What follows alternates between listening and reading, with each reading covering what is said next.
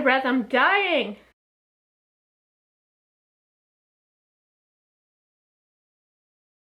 Hi, it's Michelle. Welcome back to my channel. Today I am giving you some of my favorite audiobooks. I will say that I am kind of an audiobook noob. I wasn't into them until the end of last year when that was my primary source of reading, and definitely this year. It is January 20 something, I don't know.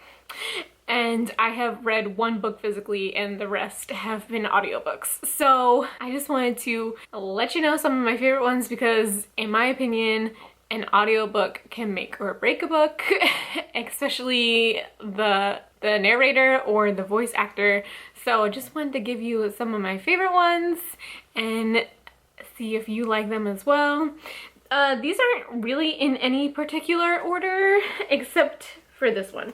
So the first audiobook that was definitely super recommended even before the book came out was Sadie by Courtney Summers, and I decided to take everyone's recommendation and listen to it on audiobook. And I was so new to audiobooks that I didn't know what to do while listening to an audiobook, so I actually followed along reading it so I concentrate. I don't have to do that anymore, but that's how new I was to audiobooks. This was recommended as an audiobook because it has a podcast feature in the book, and when you listen to the audiobook, it sounds like you are actually listening to a podcast, which is super cool and definitely impacted the story when you listen to an audiobook, and I loved it. So if you haven't read Sadie yet, which you definitely should because it's so good, highly recommend the audiobook, and it's just amazing. And I'm so glad I took everyone's advice, even though back when I read it I was so new to audiobooks, I didn't know. But I will say, if you are also new to audiobooks, a good way to get into it is to listen to it, and if you have a physical book, just read along with it. So I thought that was cool. Another audiobook that I really liked, I haven't talked about on my channel yet because I just read it this month. It's called The Night Swim by Megan Golden. This is a thriller, and I normally like to go into thrillers pretty much completely blind. This was recommended to me by my friend Elise. I will put her channel down below. But this also has a podcast feature, which I had no idea about going in. So when I was listening to it and the podcast feature started, it was awesome. It reminded me of Sadie so much. Not in the context of the book, but just the podcast feature, and I thought it was so well done.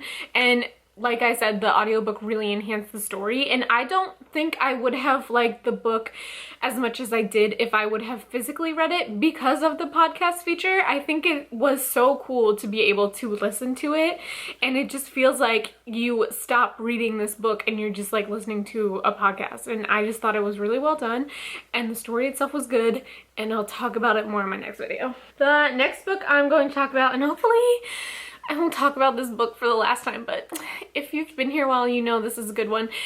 I started really listening to audiobooks after I had my son, and we were just hanging out during the day, and I picked up this one, and it's again a YA mystery thriller, and I had no idea what it was about going in, but listening to it blew me away. And I have not read this physically, so I'm sure it translates just as well physically, but I listened to an audiobook and it was really good, and that's Monday's Not Coming by Tiffany D. Jackson.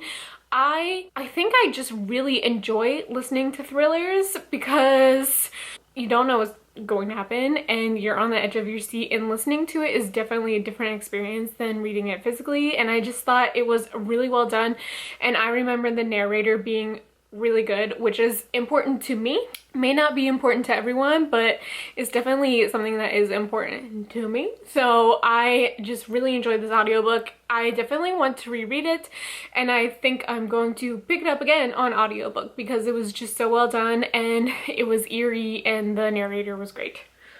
The next book on my list is The Poet X by Elizabeth Acevedo. I actually thought that I owned this, but I checked my shelves and I don't, so I'm gonna have to fix that. I have actually read this physically, I guess it wasn't physically, it was ebook, and have listened to it on audiobook, and I preferred the audiobook, and I think that is because Elizabeth Acevedo narrates it herself, and it's in verse, and she just does such a good job just reading it herself, and it just really moves the story along, and she has so much emotion in her voice, and it is just so good on audiobook. And I can say that because I have read it both ways, but the audiobook is definitely superior. And I will say that I listened to her audiobook of Clap When You Land, and I didn't like that one as much. So it was like hit or miss with me, but I always think back to the Poet X and think about how good that is listening to it, and I just absolutely so good. And if you haven't read Elizabeth Acevedo's work yet, two out of her 3 books are in verse, so very well done. The next book on my list is Know My Name by Chanel Miller. This is on my list mostly because she narrates it herself, and I commend her greatly for doing it herself, because I can't imagine how hard it was to even write this book, and then she narrates it. So I just give her major props for that. But it was beautiful, and especially like the book was great, and listening to her read everything that happened to her was very impactful. However, at the very end, she reads her victim statement to the judge about Brock Turner, and you can hear her tear up, and it did things to me that I can't even describe to you. So just a wonderful book, and it's even more impactful if you listen to the audiobook, because you get to listen to her words straight from her, especially the victim statement. It was so it just does things to me. It was very good. Last book on my list is one of the first books that I listened to in 2020, and that is Becoming by Michelle Obama. There was just something about Michelle Obama like speaking to you through my speakers. It just like calmed me. I had a newborn and life was chaotic, but I was listening to Michelle Obama just like talk about her life, and it was very soothing. It was a good book and an even better audiobook.